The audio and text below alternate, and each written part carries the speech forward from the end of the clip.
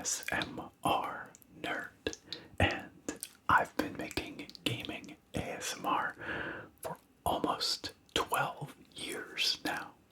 And today I'm here to make some nice sounds for you with some game controllers and to celebrate Saturn ASMR hitting 30,000 subscribers. Now, actually blown way past 30k, so that's a huge milestone. Massive congrats to Saturn ASMR. Many more milestones to come, no doubt.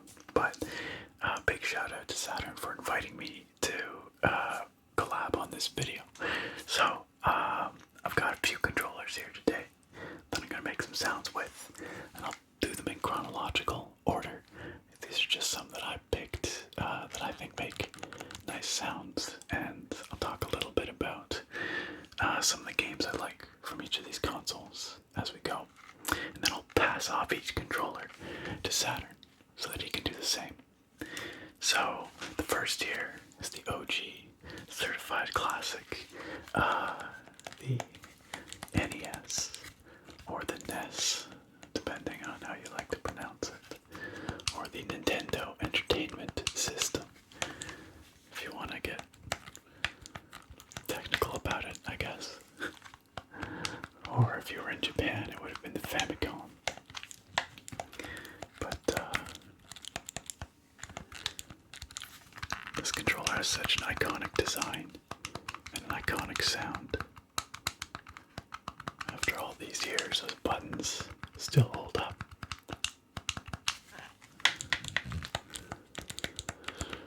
The NES, of course, came out in North America back in 1985. And that's before I was born. I never actually had an NES growing up. I think it went till I was a bit older, and we got it from a friend. And the games that I associate most strongly with the NES are the classic Duck Hunt Super Mario Bros. Combo cartridge, which shipped with a ton of NES hardware. The Super Common cartridge. But a great one, because those are two classic games. And then, for me, probably the biggest game on this platform was Dragon Warrior, or Dragon Quest, depending, I guess.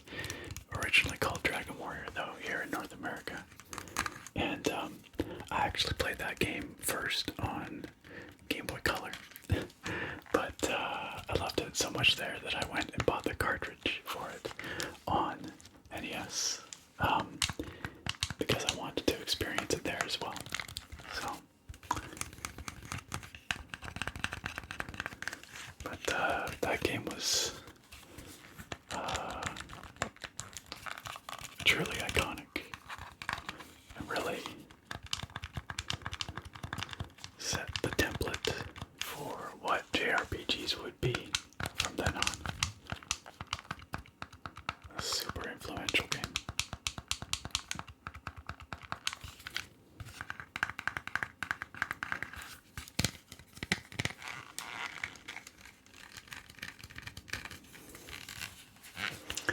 No shoulder buttons, of course, on the NES controller. Only the two face buttons. And start and select. And the D-pad. It's pretty amazing, though, that after all these years, the D-pad remains pretty much unchanged. It's a pretty iconic piece of design, right? Simple, but effective.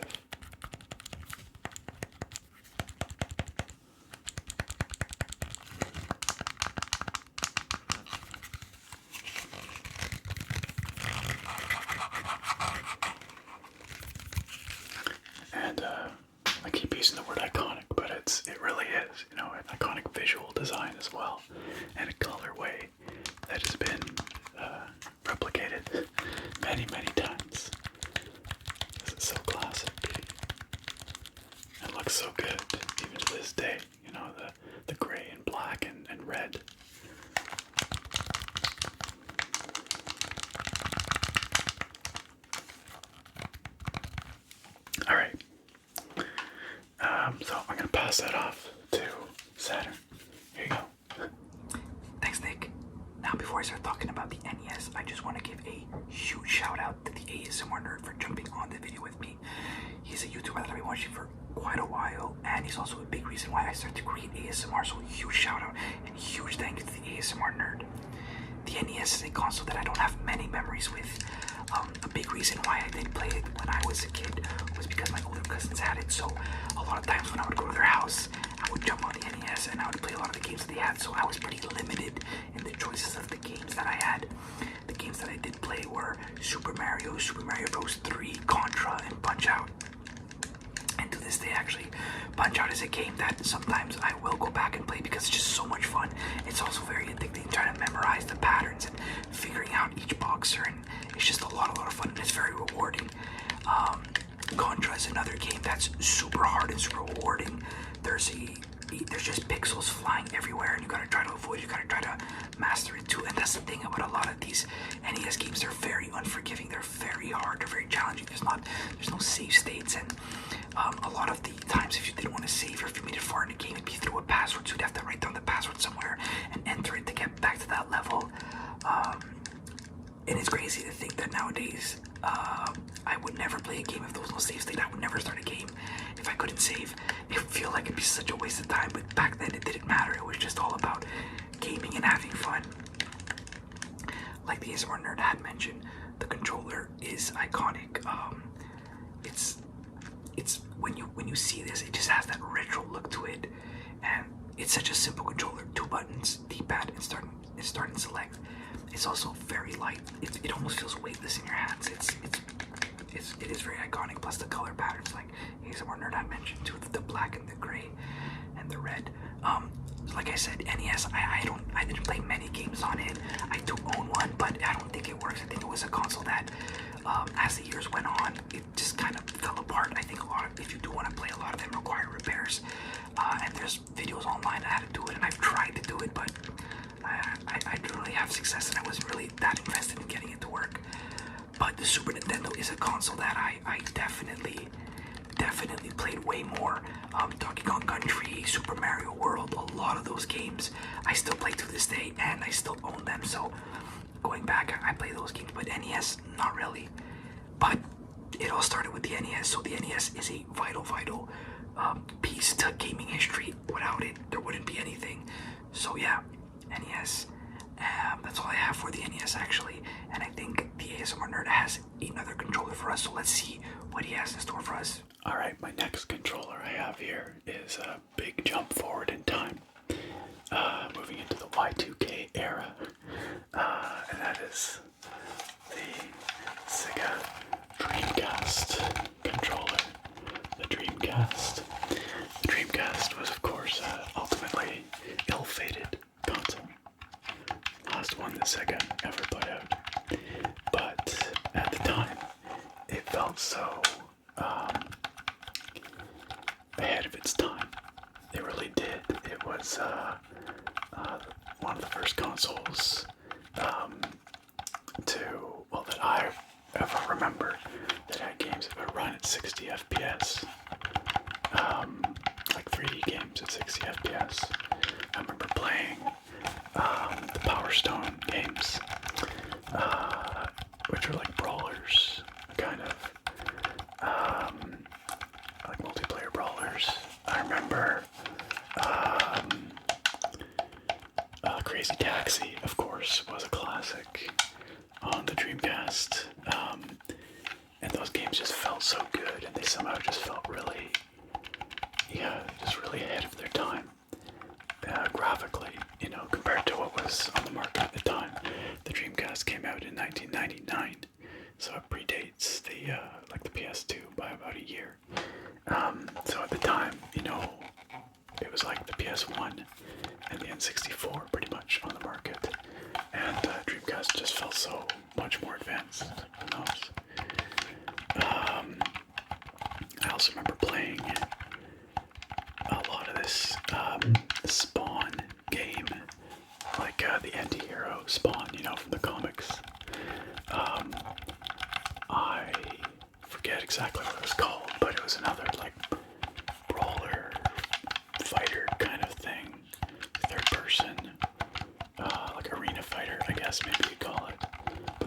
was awesome as well. And I played a ton of that with my buddy back in the day. But yeah, the biggest standout for me, I think, in my memory of the Dreamcast was internet connectivity very early on. Like those 60 FPS games. And then this weird controller, which you can see I'm missing a piece here. I don't have the VMU, which is the like memory card device that slots in here. It has a little screen of its own and a little D-pad of its own and that sort of thing. And the controller has like 2 slots, right? So you could put in the VMU and then another accessory like a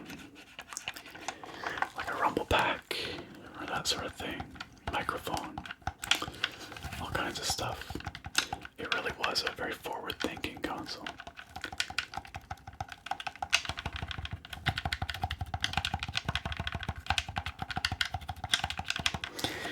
Honestly, it's not that great a controller, like from a usage perspective.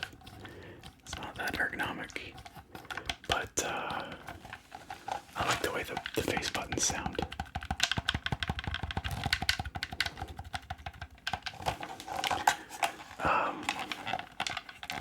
The triggers, unfortunately, don't sound so good. This one has a very crunchy pinky spring in it.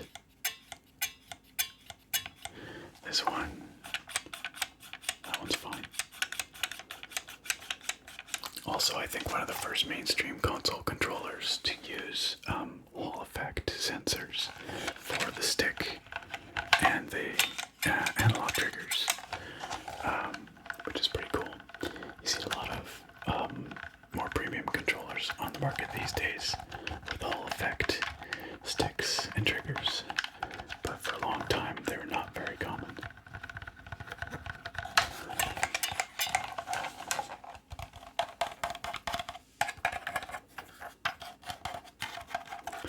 I have a VMU somewhere. I don't know where. It's in a box somewhere probably. I don't have my Dreamcast hooked up right now.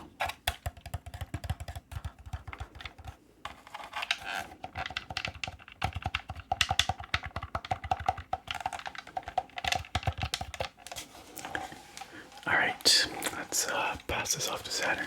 Here you go. Thanks, Nick. So, the Sega Dreamcast. Now, I have no memories associated with this console growing up, because this is a console that I recently just got. So, it's honestly way ahead of its time. Like the ASMR nerd had mentioned, this console is way ahead of its time. I've played games for it recently, and honestly, the games hold up. They're great. It's just crazy to think that this console came out in the year 2000, because a lot of these games that you could play on this system are amazing, and it's such a shame that this console failed, because honestly it had so much potential, and history could have been very different if Sega was successful with this console. Like, who knows what would have happened. But yeah, controller is the only thing I really have an issue with this console, because it's massive. Honestly, look at the size of the thing. It's almost the size of my head. I don't know if you guys ever used a original Xbox controller, but it's kind of the same size. It just feels big, but the buttons do make very good sounds. The analog stick, joystick, it's sturdy. It's not loose like a N64 controller. After a while, it kind of gets loose, but this is good. The pad with the start button, and we got the triggers here. Mine don't sound as clanky as ASMR nerd, but who knows? I guess after a while, if the controller gets worn out, it's more springy. But fortunately, like the ASMR nerd had mentioned, there is a memory card, and I do have it. There is a D-pad right here, and you have your buttons and a little screen. So how this works is, you would take your controller right here, you put it right in there. Oh, sorry, I'm joking right now. It's not going in. Right here. There we go. Put it right there. Got a little screen, and whatever game you are playing with it, depends the game you're playing, but they will show something on the screen associated to that game. So an example of this would be, I was recently playing Resident Evil Code Veronica, and you see the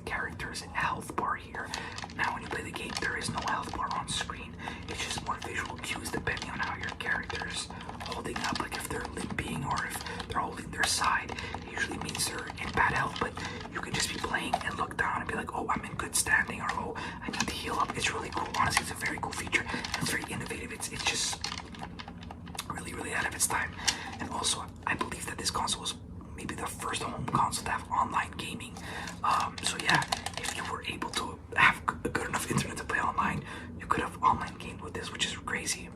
A lot of good series come out of this console that maybe people don't know.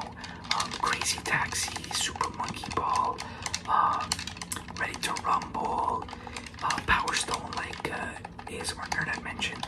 Resident Evil Code Veronica was only on the Dreamcast originally, and honestly, I'm praying that Capcom decides to remake that game because it's so much fun. It's really, really good.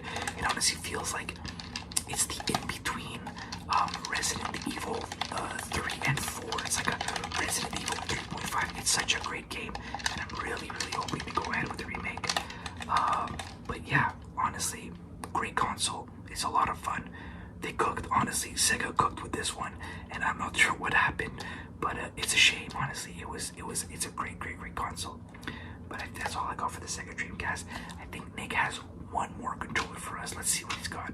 Alright, and last but certainly not least, I've got what some might call the GOAT, the DualShock, the PlayStation 2. This came out about a year after the Dreamcast, as I mentioned. And this is the controller that, in my mind, really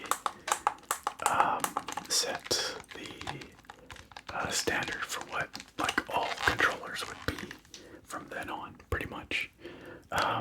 You can see I've got it's not the classic gray here, but it's a translucent one, which is a very like Y2K kind of aesthetic, but it's pretty fun. You can see all the circuit board and that kind of stuff in there. And yeah, absolutely a classic, and still to this day, I think one of the best sounding controllers, especially those face buttons, not so much the triggers. The triggers are kind of gross, honestly, but the face buttons sound fantastic. They have a nice, like, deep sound to them that I really love.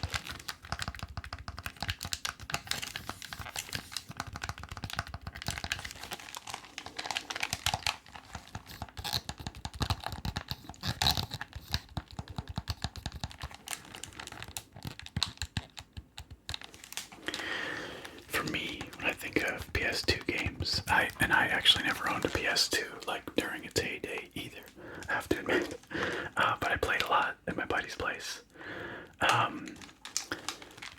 was more of a PC guy, honestly, through the years, for the most part. So most of my console gaming was done at friends' places. But when I think of PS2 games, gosh, I think of Twisted Metal. We played a lot of Twisted Metal. I think of some classic RPGs like The Legend of Dragoon. I think of Okami, which is a gorgeous game, which I ended up playing later myself, actually, on the Wii. But what else? What else comes to mind on PS2?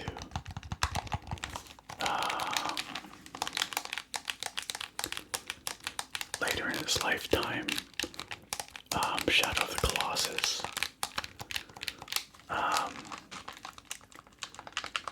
Gosh, I don't know. Those are the ones that are coming to mind. But I mean, it was such an amazingly like popular console that sold so many units that the library for PS2 is maybe the most extensive of like any console ever. I don't know. That might not be true, but it sure feels that way. Oh, I remember the Lord of the Rings, Two Towers, and Return of the King games. Those are actually pretty good. They're like these kind of action games. Return of the King was especially good. You played as a bunch of different movie characters, playing through kind of scenes from the film, fighting off orcs and stuff. That was pretty solid.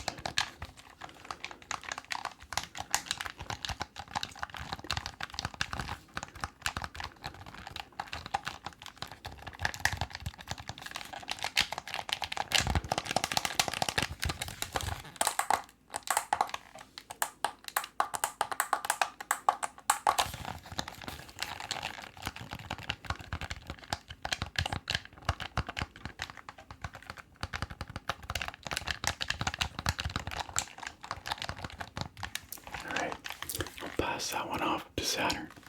Here you go.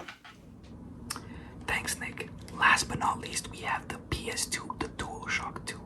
Now, like the ASMR nerd had mentioned, this is the GOAT for a lot of people, and it is hands down my GOAT of consoles.